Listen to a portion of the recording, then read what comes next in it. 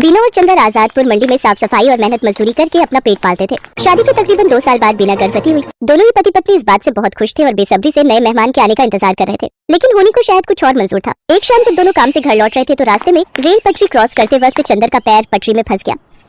अरे अरे ये मेरा पैर, अरे ये क्या हो गया जी? जल्दी जल्दी पैर निकालने की कोशिश कीजिए। कोशिश तो कर रहा हूँ बीना, लेकिन ये निकल ही नहीं रहा।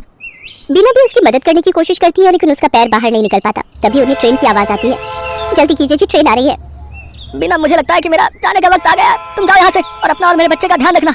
मुझे भागे को अपने बच्चे का मुंह देखे बिना ही इस दुनिया से जाना होगा। नहीं, ऐसा मत कहिए जी, मैं आपके बिना कैसे रह पाऊंगी? मैं भी आपके साथ इसी पटरी पर अपनी जान दे दूंगी।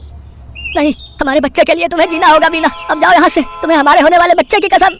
जैसे बीना पटरी से दूर जाती है तभी ट्रेन आकर विनोद को पल भर में काट देती है। बीना की आंखों के सामने उसके पति की मौत हो जाती है। एक ही पल में उसकी हंसती खेलती दुनिया उजड़ जाती है और वो एक विधवा बन जाती है। चंदर के जाने के बाद बीना बिल्कुल अकेली हो चुकी थी। अब वो अकेली ही मंडी जाती और मेहनत मजदूरी करती और उससे जो कमाई होती है उससे अपना पेट भरने लगती है। एक दिन बीना घनश्याम को कुछ प्याज फेंकते हुए देख रही थी।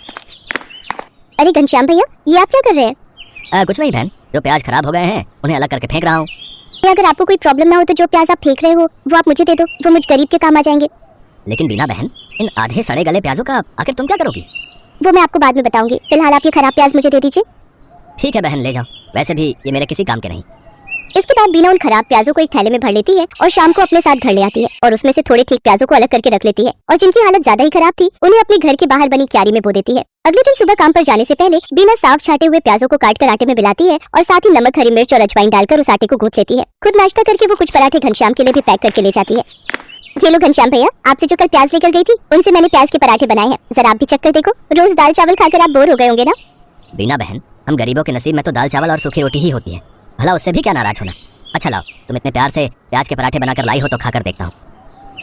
घनश्याम को बीना के हाथ के बने प्याज के पराठे बहुत पसंद आते हैं। ऐसे ही कुछ समय बीत जाता है। बीना को अब 7वां महीना लग गया था, जिस वजह से वो मजदूरी नहीं कर पा रही थी, जिस वजह से उसके घर खाने पीने की तंगी हो गई थी। ऐसे एक रोज जब वो खाना बनाने जाती है तो देखती है कि राशन के सभी डिब्बे खाली हैं।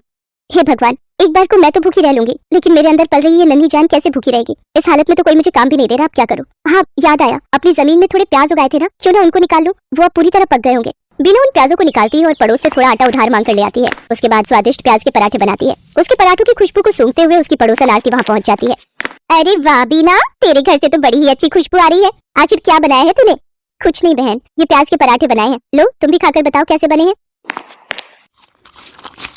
वाह वाह वाह, क्या स्वाद है बीना तेरे हाथों में। अरे इतने अच्छे पराठे तो ढाबे वाला भी नहीं बना पाता। मैं तो कहती हूँ तू प्याज के पराठे का एक ठेला लगाकर बेच और पैसे कमा। जब ऊपर वाले ने तुझे इस हुनर से नवाजा है कि तू इतना अच्छा खाना बना लेती है तो इसका फायदा उठा। उसके बाद बीना को सही लगी और वो मदद के लिए घनश्याम के पास जाती है। घनश्याम के पास एक पुराना ठेला था जिस पर वो गलियों में जाकर प्याज बेचता था, लेकिन जब उसने मंडी में खुद की दुकान ले ली तब से वो ठेला बेकार ही खड़ा रहता था। घनश्याम वो ठेला बीना को देने के लिए तैयार हो जाता है। घनश्याम शाम को अपना पुराना ठेला लेकर बीना के घर पहुंचता है। ये लो बीना बहन, इसकी मरम्मत मैंने करवा दी है, अब तुम इसका इस्तेमाल कर सकती हो। आपका बहुत बहुत शुक्रिया घनश्याम भैया, आपका ये एहसान मैं कभी नहीं भूलूंगी। अगले दिन सुबह जल्दी उठकर बीना सारी तैयारी कर लेती है और मंडी में जाकर अपने प्याज के पराठों का ठेला लगा लेती है। लेकिन काफी देर तक जब कोई ग्राहक नहीं आता तो वो सोचती है, हे भगवान, दिन ढलने को आ गया लेकिन अभी तक एक भी ग्राहक नहीं आया। अगर ऐसे ही चलता रहा तो मैं अपने होने वाले बच्चे को क्या खिलाऊंगी? लगता है अब बिजनेस चलाने के लिए कोई तरकीब लगानी होगी। एक काम करती हूँ, कम दाम करके बेचती हूँ। एक बार मेरे पराठों का स्वाद सबकी जुबान पर चढ़ गया तो वो कहीं और जा ही नहीं पाएगा। इतना सोचकर बीना आधे दाम में प्याज के पराठे बेचने लगती है। कम दाम में बहुत सारे लोग बीना के पराठे खाने लगे। कुछ दिन बीना ने सबको कम दाम पर ही पराठे बेचे, लेकिन फिर जब उसके ग्राहक बढ़ गए तो उसने रेट बढ़ा दिए। लेकिन तब तक वो पूरी मंडी में प्याज के पराठों वाली के नाम से मशहूर हो चुकी थी। कुछ ही दिनों में उसकी अच्छी खासी कमाई होने लगी थी। वो भगवान के आगे हाथ जोड़कर बोलती है, ये भगवान, तेरी कृपा से और कुछ अच्छे लोगों की मदद से मेरा काम बहुत अच्छा चल पड़ा है और मैं अच्छी खासी कमाई कर लेती हूँ। बस मुझ पर ऐसी अपनी कृपा दृष्टि रखना ताकि मैं अपने बच्चे को एक अच्छी जिंदगी दे सकूं।